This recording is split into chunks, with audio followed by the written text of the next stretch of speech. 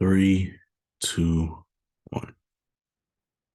Welcome back, ladies and gentlemen. It's another great day to discuss other people's excellence. I'm the unforgettable one himself, Mr. Brett Carroll, and I'm just a guy that likes BS and at work. All right, rounds 2 and 3 just wrapped up, and now we are going to do our winners and losers. So let's get into it. Now, before we get started, this is strictly what you did tonight. I don't care what you did last night. I don't care. Maybe it depends on what you set up for tomorrow. Again, that's why I had the Steelers as winners last night because it was last time because it wasn't just about what they did in round one, is what they set themselves up to do in round two. You know what I mean? So yes, tonight, what I'm grading on tonight is what you did tonight, the picks you made tonight, and maybe I'll factor in what you set up yourself for tomorrow. Okay. So I don't care what you did in round one, that don't count. It's what you did tonight, just to be fair. So we're not grading on a whole as a whole. We're literally just looking at what you did in rounds 2 and 3. I just want to get that out the way because I'm sure there's some teams on here, they're gonna say, well, why do you have them as a loser or a winner when they got this guy, that guy, that guy? And I said, well, that's what they did in round one. They got nothing to do with what they did tonight. I'm strictly looking at what you did tonight. All right. So here we go.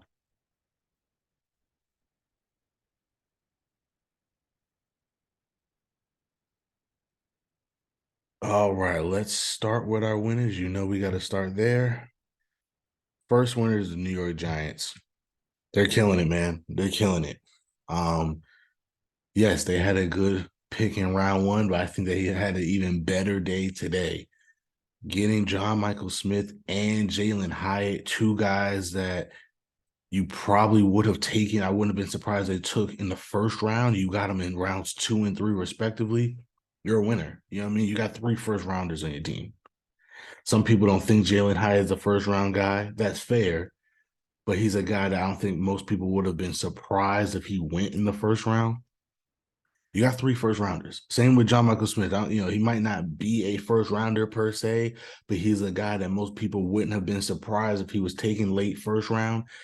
So that's a first round guy. You got 3 first rounders, and you did it in the back half of the second and third round, respectively. I mean, come on, that's a winner. That's the definition of winning the draft. You know what I mean? And I don't even think they traded up in the second or third round. If I remember correctly, I think these guys literally just fell in their lap. So boom. And even if they did, whatever, they got 3 first round picks. That's a winner. Second is the Colts. I like what they did in the second round and the third round. Getting Julius Brent, a corner that they really need, getting Josh Down, an explosive wide receiver. It's a little bit different from what they have. He's more, he's going to be more of a slot guy, speed guy, but again, he gives them speed, much needed speed. He gives them much needed explosion, run after catchability, maybe even a gadget guy type of thing. I like what they did tonight. And again, Julius Brents is a really good corner that I think has been a little underrated in this process. Um, they're having a nice overall, good overall draft. And again, today was a good one. And I like what the Packers did. I kind of criticized the Packers last night, but this is what the Packers do. They believe in defense in the first round, and whatever playmakers we need, we'll find them in the second. And to be fair to them, they've done a decent job of doing that. They got Jaden Reed. I forgot to fix it on here. Jaden Reed, the wide receiver out of Michigan State, big body, contested catch dude, is gonna help out Jordan Love on those throws. And then they got 2 tight ends, Tucker Craft, Luke Musgraves. Are they the best tight ends in the class? No, but they're 2 pass catching tight ends that kind of do the similar thing. But either way, you're giving Jordan Love some weapons. You're giving him guys that he can get the football to and that can make a play for him and make his job easier. And that's what you want to do with a young quarterback. They always say a tight end is a quarterback's best friend. They gave him 2 of them. And then they got another guy that kind of plays like a tight end at the wide receiver position where it's throw it up to him and he will go make a play for you, sure hands, stuff like that. I like it. And they already have the explosive guys in Christian Watson and who's the other guy that had Dobbs, I think, from last year. So I mean, yeah, they already got those guys. The guys they got now are pure pass catchers who are going to make plays for you, who are going to be sure-handed, who are going to be the safety blankets, if you will, for Jordan Love, while Christian Watson and Josh Dobbs continue to try to be the explosion plays down the field. I like it. I really do like what they did. All right, now let's go to some losers. I will say this: not many losers today. Not many losers today. Even some of the losers from last night, I think, like Detroit, I'm looking at you, I think kind of had a turnaround today. So kind of take this with a grain of salt when I talk about the losers. Today was a weird day. There was a lot of teams, and I'll talk about two of them in a little bit, that would have been surefire winners, but they had one pick that kind of really soured the night for me. And so I couldn't put them as a winner, but they weren't losers because all the other picks were good. There was a lot of teams like that where I was like, wow, they're really killing it. But then they had like and it was usually like their last pick. Their last pick of the night was like, that one kind of it was iffy. Um, so yeah, to be fair, I don't think there's many losers. I only have two losers tonight. And even in the draft so far, I don't think there's any team so far that's been like, yeah, I completely don't understand what they're doing. Because again, even teams that were terrible last night, I thought had decent drafts today. And vice versa. There were some guys that some teams that did really well last night that I thought did just okay today. So there's no, it's going to be interesting when we do our complete winners and losers and maybe grades how I grade the whole draft as a whole for some of these teams. But so far, I think there's been a nice balance. So let's get into the losers here. The first one is the Vikings. Um, Again, I can only grade on what they did today, and today they had one pick, and their one pick was a bad one. Makai Blackman is somebody that most people had as a sixth, maybe even seventh round corner. They took him in the third round. I can't put you. You have to be a loser. I like Makai Blackman. I think he's going to be a good player. But again, it's about value. You taking a guy that you could have gotten in the seventh round, in the third, is not a good. That's just not a good pick, especially when you only have one pick in tonight's draft. You got to make it count. You know what I mean? So I just think that was a bit, and I know it was a late third round pick. Maybe a lot of guys they want weren't on the board. I get all that, but to reach that high for a guy, that's to me that's just not good management. So they're a loser. The second is the Commanders. I just don't understand what they're doing. I get one of those things. I like the positions they're picking. I just don't get the players. I think both picks were reaches. Um, I forgot to write the dude's name down, but they got I think Jartavius Martin, I think his name is, the safety out of Illinois. If you were going to take the safety out of Illinois, how do you not take Sidney Brown? I know they're two different types of safeties, but yeah, to me, it doesn't make sense. And even then, if you wanted a different safety, I thought there was better guys on the board. And then Ricky Stromberg, this is not terrible, but again, for me, I thought there was other guys on the board that I would have taken over him. Not a terrible pick per se, but again, I just think they reached a little bit on both of those picks. And so yeah, they got to be losers here again. Some people would say that some people didn't like what they did last night by taking Emmanuel Forbes over some guys. That I at least understand because I think it was more of a scheme specific thing. And if they say the same thing with these guys, that these are scheme specific, maybe I feel a little bit better about it. But to me, I just feel like they're reaching a lot instead of taking the best player available, looking at the board or trading down. If you like guys that fit your scheme better and you know they have lower grades, trade down, get more picks, and still take the guys you want. So that I just don't see what they're doing. And again, I'm not basing the Emmanuel Forbes thing on this because I'm only doing it tonight. And I actually like the Forbes pick for them. I could at least see what they were doing with that pick.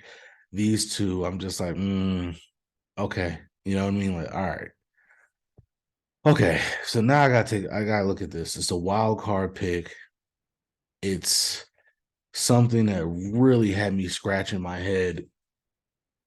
And ironically, it's from my two teams, the Panthers and the Steelers. Before this trade, they traded with each other at the 80th pick. But before that 80th pick, I would have had them both as winners. The Steelers were killing it. They got my boy JPJ. I'm glad they didn't trade down. Some people wanted them to trade down, but they did the smart thing. The reason why you don't trade down there is because if you know a bunch of teams are trading up for quarterbacks, let other teams trade down. You know what I mean? Because what that does is that means you get the guy you want at 32, and that pushes the talent pool down. So at 49, there's a great chance that you're going to get a guy that you wanted. And sure enough, at 49, they got a guy that they wanted. Now, my father disagrees with me on the pick. I I get where he's at with that. I think they played the board perfectly at 49. In that situation, 10 out of 10 times you take Keanu Benton. I get my dad's philosophy on why you don't. I totally understand it, but I just think they did the right thing in terms of drafting uh for the board, drafting, looking at best player available, fitting need, fitting scheme, all that other stuff. I thought they did a great job. So I love the Keanu Benton pick. I love the JPJ pick. Again, they would have been my clear cut winner of the night before pick 80. The Panthers taking Jonathan Mingo at 39. Love that pick. Really like him as a receiver. Is exactly what they need, exactly how they're going to help their young quarterback thrive. Love that pick. Again, the Panthers could have been a winner just off of that pick alone. But at 80, things were weird. So what happened was the Panthers traded up from 93 to 80, which is where we were. Um, And in return, we got the 93rd pick and the 132nd pick. Um, but we moved down 13 spots. And I think, and I agree with my dad here, I think we did get a little too cute for ourselves. I think we were feeling ourselves a little bit because the board has just been falling magically into our laps all night. And the same thing happened at 80. At 80, there was a treasure trove of guys that we would have wanted that were there at 80 that we could have picked. And I think they said, you know what? What's another 13 spots? At 93, that treasure trove of guys will still be there. Um, and it didn't. And I understand they gave up their fourth round pick to move up in the first round to get Broderick Jones. And this allowed them to have a fourth round pick again. But to me, there is a difference between quantity and quality, right? At first, I love the move because I assumed, because I'm pretty sure the Panthers have two fourth round picks. I assumed that trading down 13 spots got them either a fourth and a fifth, or maybe both of the Panthers' fourth, or at least their better fourth. They got their worst fourth. So you traded down 13 spots just to get back into the fourth round. But that pick in the fourth round is like one of the last picks in the round before. So it's really like a early fifth. And so to me, it didn't make sense to trade down 13 spots to do that when there were some really good players at 80 that you could have picked. Um, and then at 93, they took Darnell Washington, who, by the way, I love. I love Darnell Washington. He was obviously best player available. It was obvious why they picked him. I'm sure a lot of Steelers fans are very excited about that because he could be a weapon for us. He could be a freak of nature. He could be, anything. The problem is, and I understand you draft best player available over need. I get that. To me, we needed a slot corner. We needed a linebacker. We don't need a tight end at all. We have two good tight ends now. Darnell Washington is a luxury pick. Again, if the Panthers gave you two fourth rounders and one of them was at the beginning of the fourth round, then maybe I can understand that. Maybe you take Darnell Washington, hoping that some guy that you like will be there again right there in the fourth round tomorrow morning or tomorrow afternoon. But at 132, you're not getting anybody that you're probably not getting a guy that you really wanted that you could have gotten here at 93 or at 80. Um, and again, I do think that we did play our cards a little too loosely. I do believe that we thought that the board was just going to continue to shake out the way it had been shaking out, and that the guy we get at 93 was the guy we wanted at 80, and that didn't happen. There was a run on those inside linebackers that would have really helped us. There was a run on some of the safeties and corners that would have really helped us. There were still some corners at 93 that I thought would have made a lot more sense than Darnell Washington. Again, I understand Darnell Washington was probably best player available. So common sense says that's what you do. You take best player available. But when best player available is a tight end, when you already have a tight end, and I get it, now we can run the ball better. We could play two tight end sets. Darnell Washington could be a freak of nature. He could be a superstar tight end. I get all that. I just think we had bigger needs and we don't have the draft capital. Again, you only made that trade down so you could get a late fourth round pick because you don't have another pick. We don't pick again until the seventh round. So now we have 132 tomorrow and we have two seventh rounders tomorrow. So you only did the trade so you can get at least a fourth round pick back in the first place. So to me, that means at 93, you can't afford to just be taking luxury picks. You got to capitalize on the picks that you have. And I don't think that was a capitalization on the pick that you had. That's just me personally. Again, I love Darnell Washington. If he turns into Travis Kelce, then maybe I'll say, screw that. I'm glad we have him. But to me, he has to be a superstar tight end for that to be worth that pick. And for the Panthers, traded up 13 spots, gave up your second fourth rounder, which was so great trade on their part, in my opinion. But then again, you took a guy that I've never even heard. I've never even heard of this guy, to be honest with you. DJ Johnson, pass rusher out of Oregon, outside linebacker. I get it. He has a lot of traits. He has a lot of tools, but he doesn't look like he knows how to play the position. You're gonna have to coach him up a lot. Again, that's a guy you could have taken at 132. That's a guy you could have taken probably in the fifth round. So to me, to trade up and give up capital to go get a guy that probably would have been in the fifth round, that's just a bad pick. That was before the Mekhi Blackman pick. To me, that was the biggest reach in the entire draft, both nights.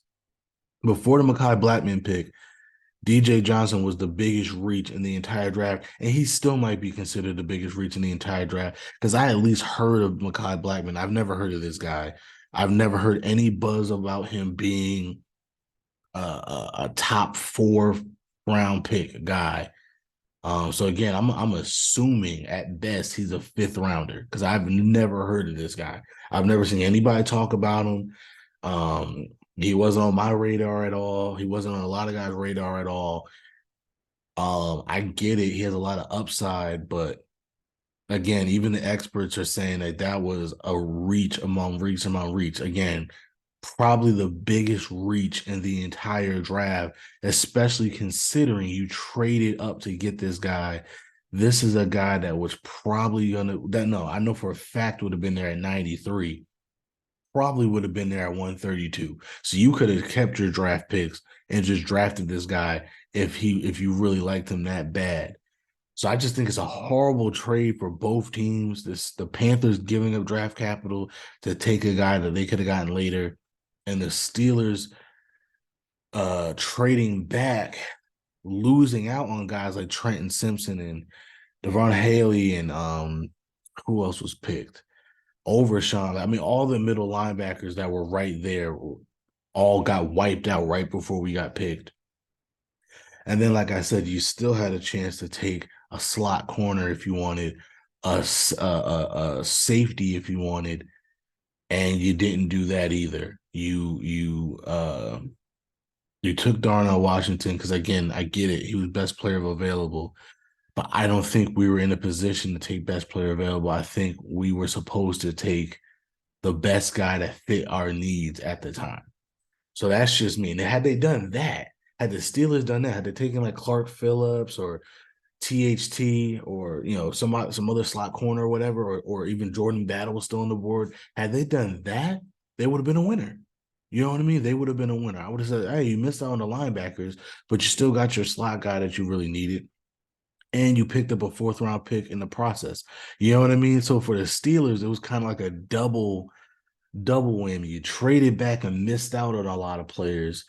And then at 93, there were still some players you could have taken, and you took somebody else that I don't think you needed to take at all. So again, before that, I would have had the Steelers as a clear winner. After that, I'm just like, oof, that almost makes me want to put you in the losers category. That's how bad of a pick I think that was. Same with the Panthers. That was a horrible trade. And it's ironic. They traded with each other. That's both my teams trading with each other. And I don't think either one of them helped the other one out. I think they both missed the ball completely on that pick. And again, before this, I would have had them both as clear winners. That trade was so bad for both teams. I almost want to put them as losers, but again, I can't do that because I love everything else they did tonight. So that's why it's a wild card. It's like it's winner for the night, I guess, loser for the pick. Because I think that might have been again, I think that might have been the worst thing that happened tonight. Period. Like I'm serious. The Panthers getting this guy was ridiculous. And the Steelers missing out on so many guys. And then to take a tight end that again you don't need. If he's great, I mean, great, but he better be great because if not, that was a wasted pick. I'm sorry. So yeah, that's the wild card for the night.